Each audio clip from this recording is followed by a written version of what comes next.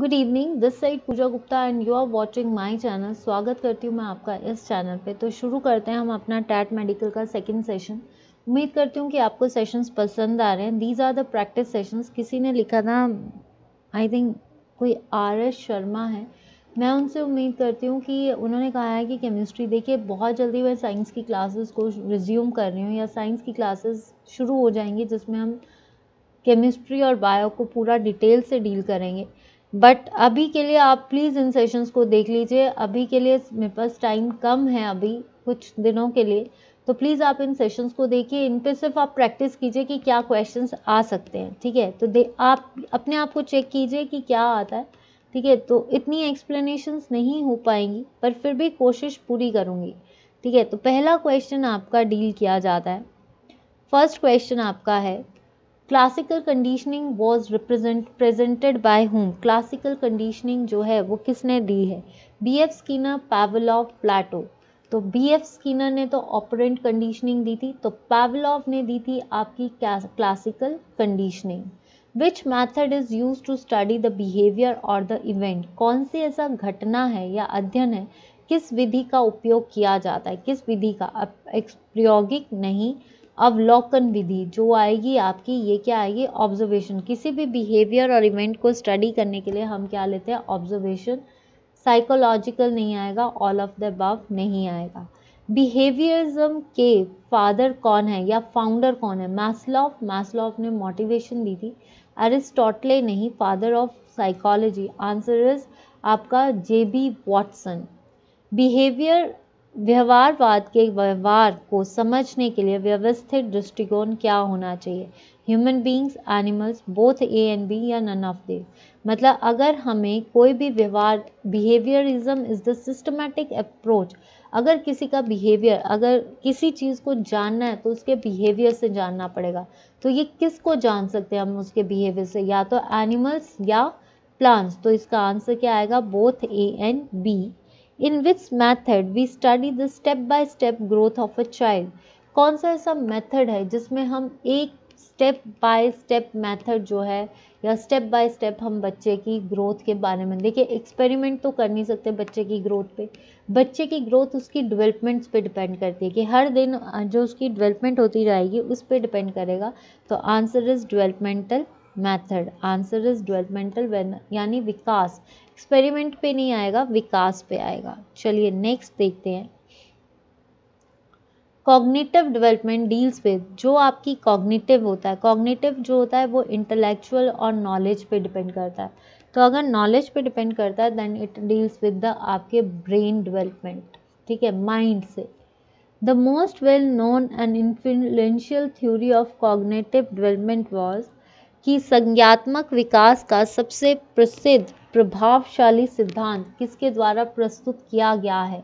तो answer is jeans पियाजे। मैस्लोव नहीं, इसने तो आपकी कहा जाता है क्या दी थी, इसने आपकी मोटिवेशन पे दी था। स्किनर ने जो है ऑपरेंट थ्योरी दी थी जिसमें उसने रिवॉर्ड और पनिशमेंट दो कंसेप्ट दिए थे, ठीक है, पनिशमेंट्स। तो जिसमें उसने स्टिमुलस, पावलोव में बात की थी स्टिमुलस की, ठीक है। अकॉर्डिंग टू पियाजे cognitive development occurs in how many stages? तो ये है आपकी 4 स्टेजेस, ठीक है। कितनी है? 4। कौन कौन सी है? सेंसरी मोटर, चाइल्डहुड, कंक्रीट और एब्स्ट्रैक्ट मीन, ठीक है। तो ये 4 थी। Cognition means act of knowing, act of doing something, act of running and walking या नन। जो आपका संज्ञान होता है वो किससे डील करता है? कॉग्निशन मीन्स आपकी नॉलेज, आपकी थिंकिंग, आप क्या सोचते हो और कितना परसीव करते हो। तो answer is act of knowing and perceiving. Which thing bring the permanent change in the behaviour? हमारी जिंदगी में परमानेंट चेंज हमारे व्यवहार में कौन लाता है? लर्निंग। कौन लाता है? Learning.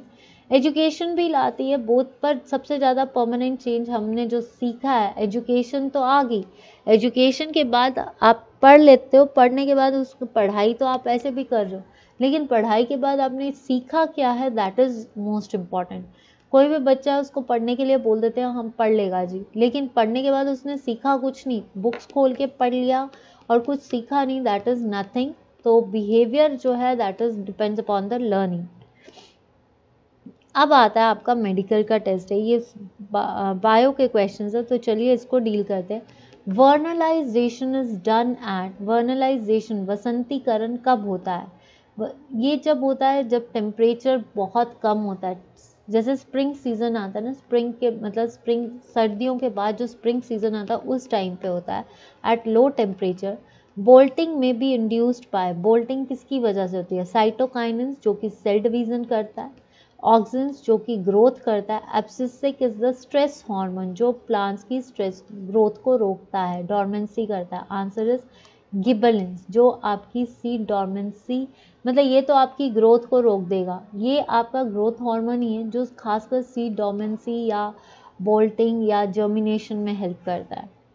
Banana is the vegetatively propagated by, bananas किसके द्वारा प्रोपोगेट किए जाते हैं? ट्यूबर्स के द्वारा। राइजोम जो होता है आपका अदरक, बल्ब्स नहीं, सकर्स नहीं।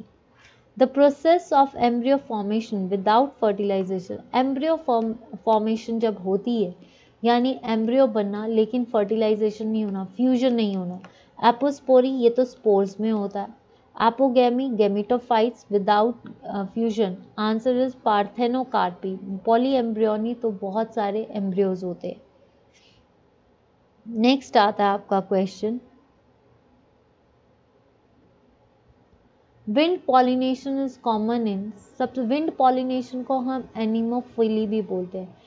पॉलिनेशन क्या होती है? पोलन ग्रेन्स का एक जगह से दूसरी जगह जाना, अगर तो सेम प्लांट में है तो सेल्फ, अगर ऑपोजिट में है तो क्रॉस। तो ये क्या आएगा? सबसे ज़्यादा विंड पॉलिनेशन ग्रासेस में होती है, ऑर्किड्स में नहीं, लिलीज में नहीं, लेग्यूम्स में नहीं। डाउन सिंड्रोम इज, देखिए ये किस में होता है? 21 क्रोमोसोम होता है, ट्राइजोमी जिसको बोल सकते हो आप, ठीक है। तो ये किस लिए होती है? लिंकेज के बेसिस पे नहीं, क्रॉसिंग ओवर, पैकेटिन। सेक्स इन लिंक्ड इनहेरिटेंस कौन सी होती है? जैसे कि आपका हीमोफीलिया, ये होती है non disjunction of the chromosomes, chromosomes का हेर फेर। Haemophilia is a deficiency disorder नहीं, डेफिशिएंसी डिसऑर्डर्स तो आपको विटामिन की डेफिशिएंसी से भी हो सकते हैं, डाइट की डेफिशिएंसी से भी हो सकता है। वाई लिंक्ड नहीं, ऑटोजोमल नहीं, आंसर इज एक्स लिंक्ड जिसमें आपका ब्लड जो है वो प्रॉपरली क्लॉट नहीं होता और खासकर ये फीमेल्स में होता है। The first genetic material could be, पहला जेनेटिक मटीरियल कार्बोहाइड्रेट्स नहीं, आरएनए नहीं, answer is DNA. DNA is the genetic material जिसको ग्रिफ्थ ने एक्सपेरिमेंट किया था, ठीक है, ग्रिफ्थ ने, और डीएनए का मॉडल दिया था वॉटसन एंड क्रेक ने, ठीक है। आरएनए नहीं, राइबोज न्यूक्लिक एसिड नहीं, ठीक है। राइबोज न्यूक्लिक एसिड किसका है? वायरस का है।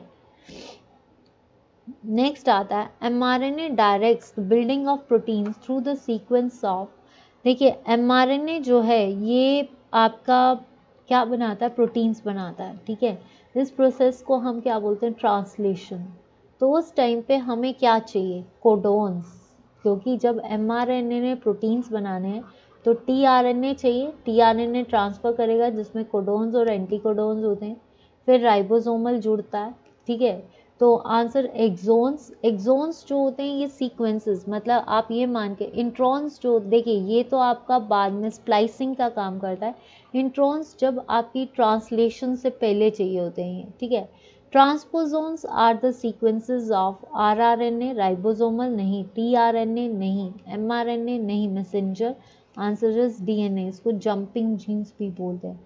Stanley Miller proposed the origin of life by abiogenesis नहीं, आंसर इज केमिकल सिंथेसिस। इसने जब एक्सपेरिमेंट किया था तो कहा था कि जितनी भी लाइफ है that is derived from organic molecules. Which of the following is link to evolution, कौन से ऐसी चीज है जो एवोल्यूशन से डील करती है? That is called variations. Homologous organs indicate, homologous organs क्या होते हैं? देखिए स्ट्रक्चर सेम है बट डिफरेंट फंक्शंस, और एनालॉगस क्या होते हैं? जिनका डिफरेंट स्ट्रक्चर्स होता है लेकिन एक ही फंक्शन को होता है, तो वो तो आपकी कन्वर्जेंट है। एनालॉगस क्या शो करते हैं? कन्वर्जेंट। होमोलोगस शो करते हैं डाइवर्जेंट और या फिर कॉमन डिसेंट। स्ट्रक्चर सबका सेम है लेकिन हर कोई अपना अपना फंक्शन डिफरेंट करता है, that is called homologous. And convergent जिसमें स्ट्रक्चर आपके डिफरेंट है लेकिन एक ही फंक्शन, एना मीन्स सेम फंक्शंस को करता है, तो वो होगा कन्वर्जेंट। होमोलोगस को हम डाइवर्जेंट भी बोलते हैं और आपका कॉमन भी बोलते हैं। मैमल्स इवॉल्व फ्रॉम, मैमल्स कहाँ से आए हैं? तो मैमल्स जो होते हैं ये बर्ड से आए हैं? नहीं। ये एम्फीबियन से आए हैं? नहीं। Answer is reptiles. याक क्या है? याक को क्या बोलते हैं? Yeast artificial chromosome, yeast artificial cell? नहीं। कॉलोनी? नहीं। Answer is chromosome. First human hormone produced by the recombinant DNA tag किस, पहला हार्मोन कौन था? एस्ट्रोजन फीमेल्स में होता है, थायरॉक्सिन नहीं। प्रोजेस्टेरॉन भी फीमेल में होता है। ये थायराइड ग्लैंड थायरॉक्सिन हमारा मेटाबॉलिज्म में हेल्प करता है। Answer is insulin. BT cotton is resistant to, BT cotton जो होती है वो किससे रेजिस्टेंस है? आंसर इज पेस्ट और इंसेक्ट्स। हर्बिसाइड्स नहीं, सॉल्ट नहीं, ड्रॉट नहीं। बीटी कॉटन बेसिलस थायरोजेनेसिस उसको बोलते हैं। नेक्स्ट क्वेश्चन देखते हैं आपका, ये है आपका chemistry session. First element of rare earth metals is actinium, cerium या uranium? Answer is lanthanum. Lanthanum और एक्टिनाइट सीरीज जो होती है, लेंथेनाइट और एक्टिनाइट सीरीज को हम कौन से एलिमेंट्स बोलते हैं? एफ ब्लॉक, जो कि क्या होता है 1 to 14, एफ ब्लॉक, ठीक है। इसको लेंथेनाइट सीरीज बोलते हैं, एक्टिनियम को एक्टिनाइट सीरीज बोलते हैं। लेंथेनम शुरू कहाँ से होते हैं? आपके 51 71 जिसको आप बोल सकते हो लेंथेनाइट सीरीज, आप ऐसे कर लीजिए। Which molecule has a linear structure, linear होता है इस तरह से, ठीक है। तो ये जो है आपका क्या है? CO2, NO2 नहीं, SO2 नहीं, SiO2 नहीं। Surface tension does not depends upon the surface area. Which of the following unit cell is most unsymmetrical? सबसे unsymmetrical cell कौन सा है? ट्राइक्लिनिक, ऑर्थोरोम्बिक नहीं, मोनोक्लिनिक नहीं, हेक्सागोनल नहीं। एंट्रोपी क्या होती है? एंट्रोपी होती है डिग्री ऑफ रेंडमनेस। आइसोकोरिक नहीं, सेम आइसोबारिक नहीं, प्रेशर, रिवर्सिबल नहीं। Answer is irreversible, answer is irreversible. Next आता है विच of the following is Lewis acid, क्या होते हैं? जिनके पास टेंडेंसी होती है टू एक्सेप्ट द इलेक्ट्रॉन्स। तो इसमें से कौन सा ऐसा एसिड है जो इलेक्ट्रॉन्स को एक्सेप्ट करेगा? PF3 नहीं, CO नहीं। Answer is BF3। The oxidation number of CO5 is, देखिए Fe का निकालना है, CO5 ये जो है आपका CO5 ये आपका न्यूट्रल मॉलिक्यूल है। क्या है आपका? Neutral, CO। तो न्यूट्रल के लिए हम, न्यूट्रल जब भी होगा तो उसकी जीरो वैलेंसी होगी, तो 5 इंटू, मान लीजिए आप लेट 5 इज द Fe का ऑक्सीडेशन नंबर है X, तो 5, ठीक है, इसका क्या आया? 0, ठीक है, 5 है और इसको आप मान के चलिए X, ठीक है। तो 5 न्यूट्रल मॉलिक्यूल का हमेशा 0 होगा, तो 5 इंटू 0 इज इक्वल टू 0, तो X क्या होगा आपका? 0, तो इसका क्या आएगा? 4 नहीं आएगा, 2 नहीं आएगा, 10 नहीं आएगा। Answer is none of these. Hardness किस पे डिपेंड करती है? वाटर की, कैल्शियम एंड मैग्नीशियम आइंस पे। What is maximum least, maximum towards water, most reactive towards water? Lithium, potassium, sodium या रुबीडियम? अगर देखा जाए सबसे ज़्यादा रिएक्टिव कौन सा होता है? सोडियम, क्योंकि जैसे ही एयर के कांटेक्ट में आएंगे ये सबसे ज़्यादा विग्रेसली। वैसे तो potassium highly reactive, reactivity series में पोटाशियम सबसे है, फिर सोडियम है, तो ये दोनों हो सकते हैं, पर सोडियम जिसको आप वाटर के साथ, इसको एयर के कांटेक्ट में लाओ, ये फटाफट कैच कर लेता है फायर को। नेक्स्ट देखते हैं, और ये सारे क्या आते हैं? Alkali metals. नाउ नेक्स्ट आता है आपका जनरल जीके, क्योंकि आपको जनरल जीके भी आती है। Which is the Indus valleys की फूड प्रिंसिपल फूड आइटम क्या थी? वीट भी थी और बार्ले भी थी, दोनों आएंगी, ठीक है। आपका Magadha empire came into prominence under, Magadha empire किसके टाइम पे आया था? हरियाणक डायनेस्टी। और हरियाणक डायनेस्टी का रूलर कौन है? बिंबिसरा। अजातशत्रु नहीं, बिंदुसरा नहीं, महाकशाप नहीं। ये सारे आंसर्स हमने किए हुए हैं, ये आंसर्स हमने सारे किए हुए हैं, यानी आपके एक्सप्लेनेशंस की हुई हैं। हु अमंग द फॉलोइंग, इसलिए मैं अभी एक्सप्लेनेशंस नहीं दे रही हूँ, बट आने वाले टाइम पे जब हम डिटेल्स करेंगे और नेक्स्ट सेशंस में मैं आपको सारी डिटेल्स दे दूंगी, ठीक है। डिटेल्स इन द सेंस कि नेक्स्ट जब हम करेंगे आपका और सेशंस करेंगे तो उसमें आपके सारे डिटेल्स को जरूर डील किया जाएगा। Who among the following was the famous Buddhist scholar of the Gupta period? सबसे बड़ा स्कॉलर गुप्ता पीरियड का बुद्धिस्ट स्कॉलर कौन सा नहीं था? असंग ये थे, वसुबंध भी थे, दिगंग भी थे, लेकिन सिद्ध सेन नहीं था। Who was the greatest ruler of Chalukya rulers? Chalukya का सबसे, चालुक्य ऑफ बदामी सबसे इंपॉर्टेंट रूलर था पुलकेशिन II, जिसने हर्षवर्धन को हराया था। ए होल इंस्क्रिप्शन रवि कीर्ति पोइट थे, और पुलकेशिन II में जो था इसको किसने हराया था? नरसिम्हा वर्मन, पल्लव डायनेस्टी। नेक्स्ट आता है, कौन सा ऐसा शेड्यूल है that deals with the anti defection? Anti defection 52 amendment act, तो 10th शेड्यूल। 5th शेड्यूल नहीं, 9th शेड्यूल आपका नहीं है, आंसर इज 7th शेड्यूल भी नहीं है, ठीक है। ये सारे शेड्यूल्स आपने पढ़े हुए हैं। और वैसे आपको बता दें लिस्ट 9th नहीं, ठीक है, आपका 5th भी नहीं। The enforcement of directive principles resources available to the government, राज्य की नीति निर्देशक सिद्धांत लागू करने का किस पर निर्भर करता है? दैट इज सरकार को प्राप्य संसाधन देने के लिए। Rajya Sabha, who of the following member of Rajya Sabha at the time of appointment? ये सारे क्वेश्चंस हम कर चुके हैं एक सेशन में। प्रधानमंत्री के तौर पर नियुक्ति होने के समय कौन राज्यसभा का सदस्य भी था? चरण सिंह नहीं, इन्होंने ये पार्लियामेंट कभी फेस नहीं की, चौधरी चरण सिंह ने। लाल बहादुर शास्त्री नहीं, पीवी नरसिम्हा राव नहीं, आंसर इज इंदिरा गांधी, ठीक है। नेक्स्ट आता है, नेक्स्ट है आपका Himachal Pradesh was under the administration of chief commissioner. Himachal Pradesh कब तक chief commissioner province up to, मतलब कब तक हिमाचल प्रदेश रहा था? तो ये रहा था 1951 तक। वैसे तो 1948 से लेकर 51 तक ये रहा था, और 51 से आपका ये लेफ्टिनेंट गवर्नर यानी पार्ट सी बन गया था, यूनियन टेरिटरी नहीं। बना कब था? 1948 में बना था, 51 तक चला था, 56 में ये यूनियन टेरिटरी बना, और 63 में टेरिटोरियल काउंसिल खत्म हुई थी। Which of the following projects is under the NTPC? Bairasiul, Chamba, Chamera नहीं, आंसर इज कोल डैम, जो कि कहाँ है? बरमाना आपका कहाँ पे है? बिलासपुर, सतलुज पे है। पार्वती ये आपका कुल्लू में पड़ता है, सबसे बड़ा प्रोजेक्ट है ये। The hot spring of Tattapani Mandi में, कुल्लू में वशिष्ठ है, कसोल है, मणिकरण है, शिमला में चेडविक है, ठीक है।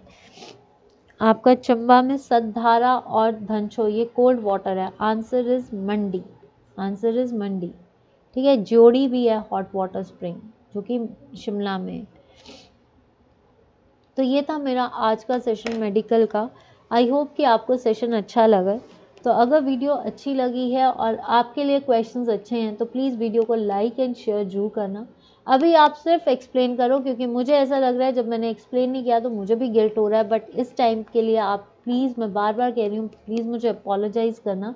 और हम जैसे ही क्लासेस को रिज्यूम करूँगी मैं 15 दिन के बाद, 15-16 दिन के बाद, तो आपके ये सारे डिटेल वर्जन्स शुरू हो जाएंगे। और एक और चीज़, हो सकता है कोई ना कोई एक क्लास बीच में मिस हो या 2 क्लासेस मिस हो, डिपेंड करता है कि टाइम कैसा मिलेगा। बट प्लीज़ आप सेशंस को देखते रहना, वीडियो को लाइक करते रहना। That's all for today.